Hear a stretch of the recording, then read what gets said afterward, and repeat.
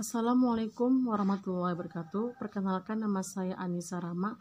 Saya dari Fakultas Tarbiyah, Prodi MPI semester 4. Di sini saya akan menjawab soal UAS manajemen kurikulum.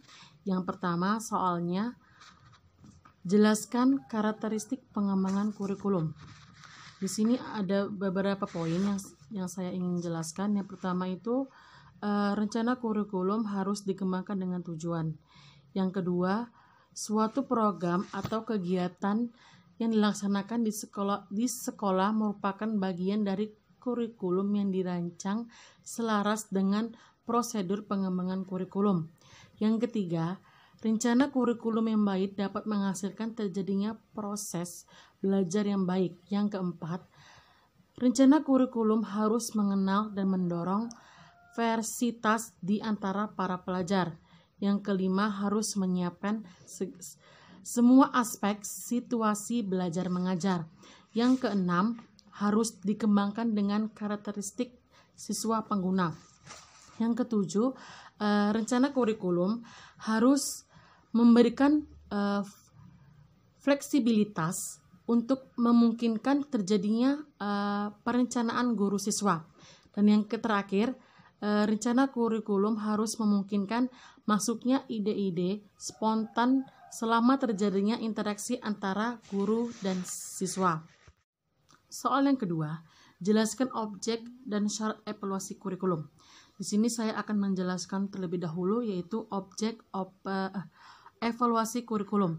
Di sini ada 5 poin yang saya akan jelaskan. Objek itu yang pertama, tujuan pendidikan. Untuk menilai apakah tujuan setiap mata pelajaran itu berhubungan dan diarahkan. Yang kedua, isi atau materi kurikulum. Maksudnya adalah seluruh pokok bahasan yang diberikan dalam setiap mata pelajaran sesuai dengan karakteristik isi atau materi kurikulum. Dan yang ketiga, strategi pembelajaran. Maksudnya sebagai suatu pedoman bagi guru. Dan yang keempat, program penilaian, maksudnya sebagai sasaran penilaian terhadap kurikulum. Dan yang terakhir, implementasi pembelajaran terhadap kurikulum, maksudnya sejauh mana siswa dapat berpartisipasi aktif dalam proses pembelajaran sesuai tujuan yang akan dicapai. Dan yang di sini saya akan menjelaskan syarat evaluasi kurikulum. Di sini ada 5 poin.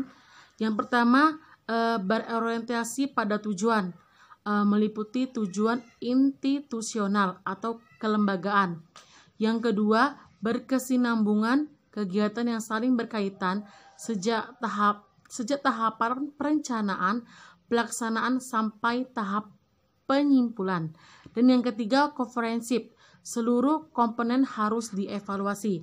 Dan yang keempat, berfungsi ganda, maksudnya keperluan pengambilan keputusan maupun keperluan sekolah. Dan yang terakhir, berorientasi pada kriteria sesuai dengan sasaran, keserasian, dan keterampilan.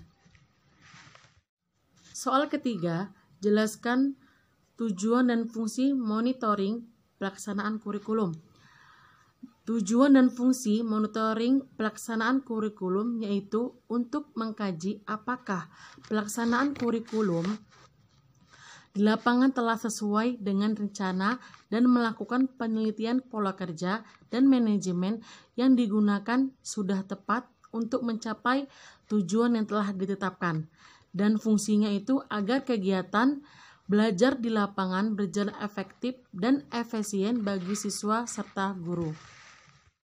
Soal keempat, jelaskan jenis penilaian kerja guru. Jenis penilaian kerja guru meliputi penilaian formatif dan sumatif.